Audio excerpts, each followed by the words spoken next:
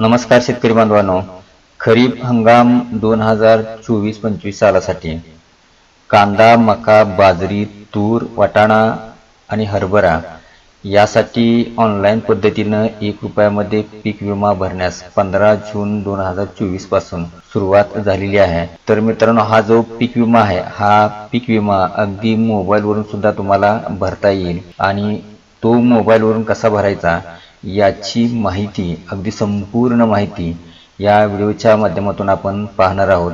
त्यापूर्वी मित्रांनो, या चॅनलवरती जर तुम्ही नवीन असाल तर अशाच प्रकारच्या नवीन माहितीसाठी केटी डिजिटल मराठी या यूट्यूब चॅनलला तुम्ही नक्की सबस्क्राईब करा, जेणेकरून तुम्हाला अशाच प्रकारच्या नवनवीन ज्या अपडेट आहेत त्या भेटत राहतील। चला तर मित्रांनो, व्हिडिओला सुरुवात करूयात।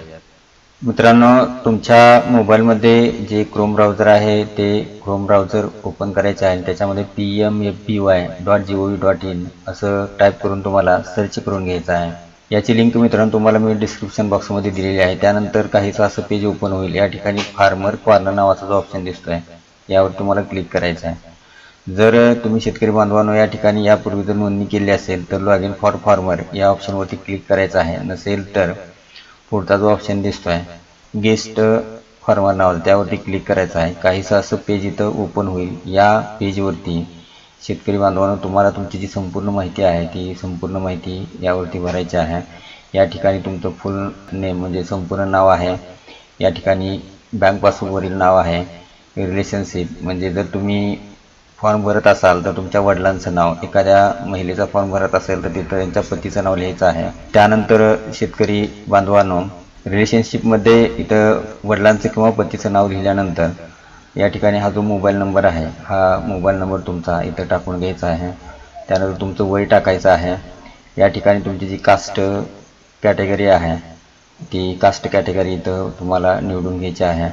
त्याच्यानंतर जेंडर सिलेक्ट करून इथं फार्मर टाईप करायचं आहे। स्मॉल इथे जे आहे तुमची शेतीच्या पद्धतीची आहे त्यानुसार इथं तुम्हाला सिलेक्ट करायचं आहे। त्यानंतर इथं फार्मर कॅटेगरी जी आहे त्याच्यामध्ये ओनर, टेनंट म्हणजे मित्रांनो तुम्ही जर शेती करारपत्रावर घेतली असेल तर टेनंट निवडायचा आहे, अन्यथा या ठिकाणी तुम्हाला ओनर हा हे ठेवायचं आहे। त्यानंतर इथं पुढं तुमच्या राज्याचं नाव निवडून घ्यायचं आहे। त्यानंतर इथं तुमचा जिल्हा, जिल्ह्यानंतर सब डिस्ट्रिक्ट म्हणजे तुमच्या तालुक्याचं नाव येईल।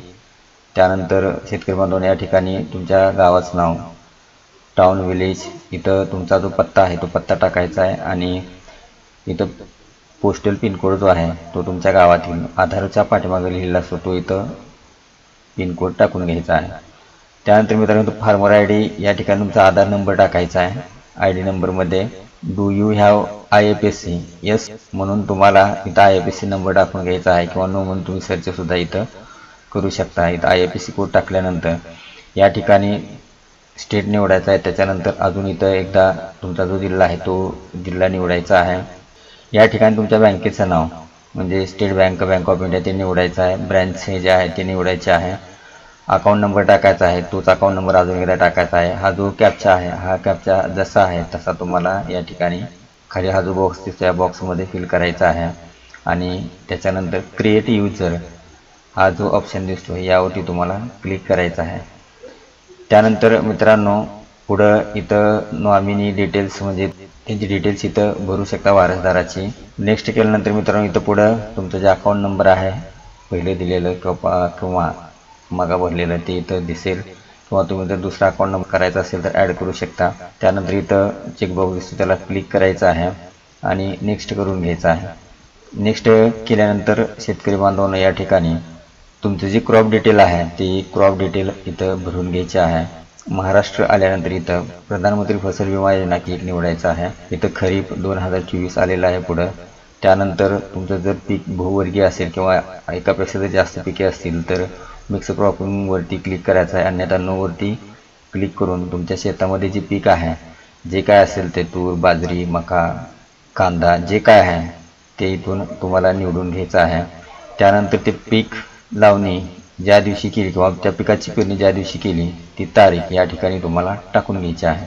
त्यानंतर मित्रांनो इथं सर्वे नंबर म्हणजे तुमचा 8 नंबर इथं 7-12 नंबर टाकायचा आहे आणि त्यानंतर इथं व्हेरीफाय केल्यावर एक चेकबॉक्स येतील त्या चेकबॉक्सला क्लिक करायचं आहे।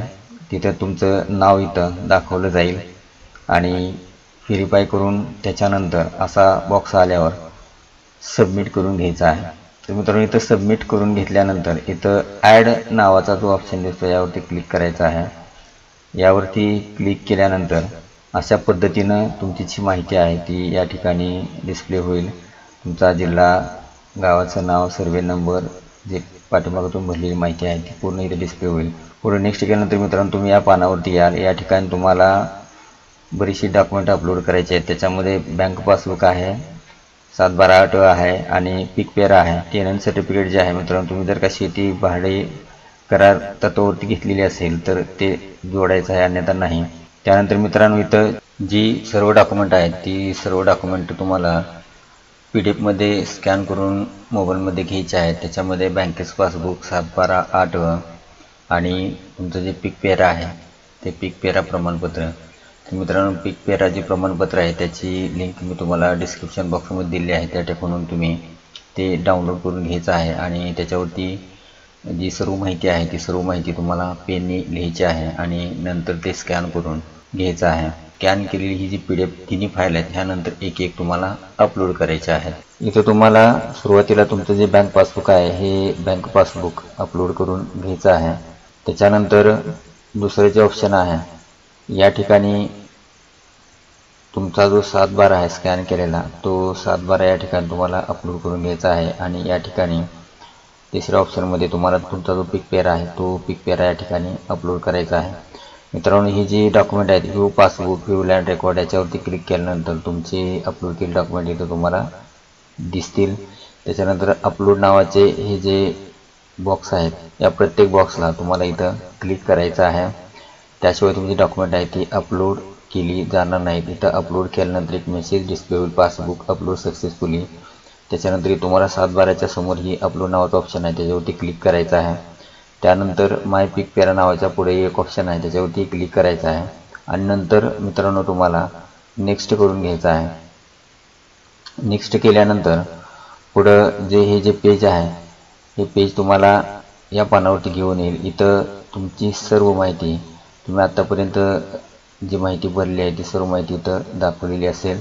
त्याच्यामध्ये त्या शेतकऱ्याचं नाव फार्मर नेममध्ये इथं असेल त्याच्यासमोर, त्यानंतर रिलेटेड नेम, मोबाईल नंबर, याच्याशिवाय जेंडर जे आहे मेल फिमेल ते दाखवलेलं असेल। इथं अकाउंट नंबर असणार आहे, बँकेचं तुमचं नाव आणि बरीचशी माहिती जी तुम्ही भरली होती सर्व माहिती इथं असणार आहे। त्याच्यानंतर तुम्हाला नेक्स्ट करायचं आहे आणि सबमिट नावाचा जो ऑप्शन आहे याच्यावरती तुम्हाला क्लिक करायचं आहे। या सबमिट नावाच्या ऑप्शनवरती क्लिक केल्यानंतर हे जे पेज आहे तुम्हाला पुढील पानावरती घेऊन जाईल। या ठिकाणी तुम्हाला ₹1 चलन भरायचं आहे, ते तुम्ही नेट बँकिंग, क्रेडिट कार्ड किंवा QR कोडनं सुद्धा ते करू शकता। QR कोड सिलेक्ट केल्यानंतर या ठिकाणी हा जो QR कोड डिस्प्ले होत आहे या QR कोडला तुम्हाला स्कॅन करायचा आहे आणि स्कॅन केल्यानंतर ही जी साईट आहे थोडीशी 1-2 मिनिटासाठी मित्रांनो लोडवरती येईल आणि तुमचं जे पेमेंट आहे हे पेमेंट इथं सक्सेसफुल झालेलं दिसेल।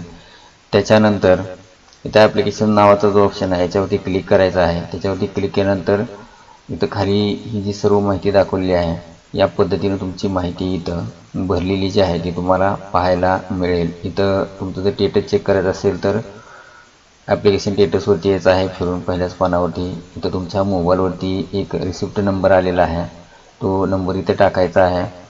या ठिकाणी जो कॅप्चा आहे तो जसा आहे तसाच या ठिकाणी तो भरून घ्यायचा आहे आणि चेक स्टेटस नावाचा जो ऑप्शन दिसतोय इथं पिवळ्या कलरमध्ये त्याला क्लिक करायचा आहे। मित्रांनो अशा पद्धतीने तुमचं जे ॲप्लिकेशन आहे ते सबमिटेड झाल्याचा मेसेज तुम्हाला इथं मिळेल। तर माहिती कशी वाटली नक्की कमेंट बॉक्समध्ये कळवा। जय हिंद, जय महाराष्ट्र।